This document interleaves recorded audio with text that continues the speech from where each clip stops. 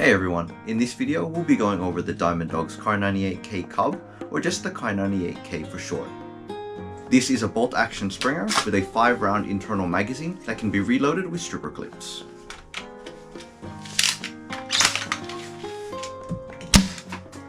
The Kar isn't the most performance oriented blaster, but is definitely one of the most fun blasters I've ever used. I made a few changes to mine to make it resemble a Springfield 1903 slightly, but I'll go over those changes in a bit. Before we continue with the overview, this is not a sponsored video. Everything in this video is paid for at full price, and I'm not obligated to make a video on this blaster, but I will mention that it did get a sneaky heads up from IFB for when the blaster was back in stock. With the disclaimer out of the way, let's go over the Kar from tip to butt. On the end of the barrel, there is a 3D printed thread protector. The Kar's barrel is threaded on both ends, with the exposed end intended for the Diamond Dog's threaded B-Kar or any other similarly threaded barrel device. Unfortunately, I don't own any threaded muzzles, and IFB didn't have the Diamond Dog's B-Kar, so instead I modified a simple P-Kar to thread onto the barrel. This P-Kar isn't too obtrusive like other designs, and it doesn't affect the silhouette of the blaster much. Moving back, there is an attachment point for the Kar's bayonet attachment. This is more so a fun piece more than anything, as the blade part is too small to be usable, and I assume most clubs won't allow it as a melee weapon. I have some plans to make this piece a lot more interesting, so I might make a short follow-up video if I end up doing it. There is a front ring with a sling loop behind the muzzle. My front ring is modified slightly to move the sling loop to the bottom of the blaster compared to the stock loop being on the side of the blaster. This is one of the changes to make the blaster resemble a Springfield more than a Kar. On the sling loop, I have a leather rifle sling I got off AliExpress. The standard slings commonly used in the hobby with buckles or QD mounts aren't compatible with the Kar's sling loops, so I had to go for a more traditional rifle sling. This sling can't be used to let the blaster hang quickly when swapping to a sidearm, but it definitely completes the look of the blaster and comes in handy to free up my hands in between games. On the top is an adjustable leaf sight. Surprisingly, it seems to be zeroed somewhat and is actually usable. With the right darts and a proper muzzle device, it can be pretty accurate. Behind the sight is the bolt and internal magazine. Rotating the bolt feels crisp and snaps into place when rotated. The internal magazine fits 5 darts plus 1 in the chamber and can be reloaded by hand or through the assistance of a stripper clip. The stripper clips slot into the top of the internal magazine, allowing you to push the darts in without getting misaligned, and once empty, they can be removed by hand or will be ejected when the bolt is pushed forward, depending on the tolerance of your prints. Finally, the stock is the other part I modified to change the blaster's look. I removed the extra detail parts and the sling loop in the middle of the stock and made the stock a solid piece with a sling loop at the bottom where I've attached the other side of my leather sling. Now if you're wondering why I was so focused on making this blaster like a Springfield 1903, it's to continue the trend of all my blasters being based off anime girls. This blaster is referencing Springfield from the Girls Frontline series.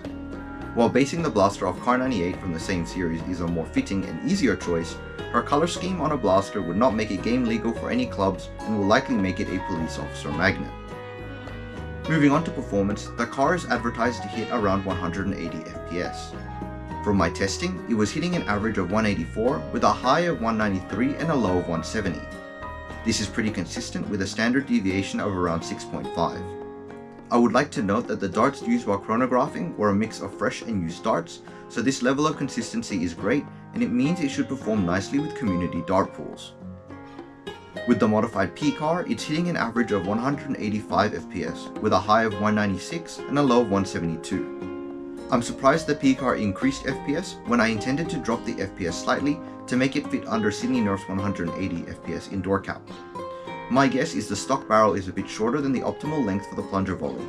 I may do some more testing with longer threaded barrels in the future, which could also let me extend the blaster to make it look less stubby. Anyway, let's go outside for the firing demo.